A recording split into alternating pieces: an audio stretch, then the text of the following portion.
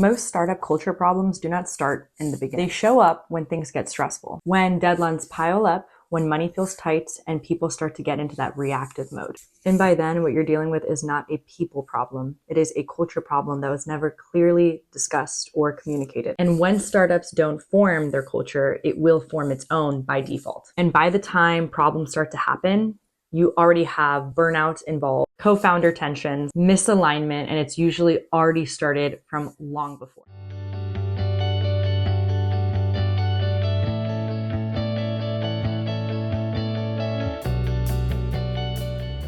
Welcome to my channel. My name is Arzu Azim. I'm a positive psychology leadership coach. I work with startups, executives, leaders, and I help them uncover the blind spots that are holding them back from being the best that they could be. The first question I want to ask you is, if somebody were to walk into your company tomorrow and were to join your team, could you clearly explain the environment that they're about to walk into? Your culture is not the perks that you give them, the ping pong tables, the games, the great benefits that they're getting. It's also not the happy hours or the beautiful words and values that are written on your website or in emails for employees to look at. It is how decisions are made under pressure, how conflicts are handled, what gets rewarded versus punished, and how leaders show up when no one's looking. So here are 4 core questions that you want to have answered for your company. Number 1, how do we make decisions? Is it founder-led or collaborative?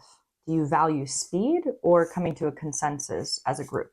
Who has the final say in making decisions? Because culture problems come from unclear decision rights. When people don't know who needs to make the decision, who has the last say, who they need to go to, there can be a lot of miscommunication. Number 2, how do we handle conflict and tension? Do we avoid it?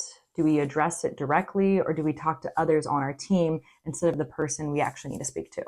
Healthy culture does not just avoid it or ignore it. They find ways to move through it in a healthy way and resolve the conflicts. Number 3, what does high performance actually mean here? Is it long hours or sustainable output?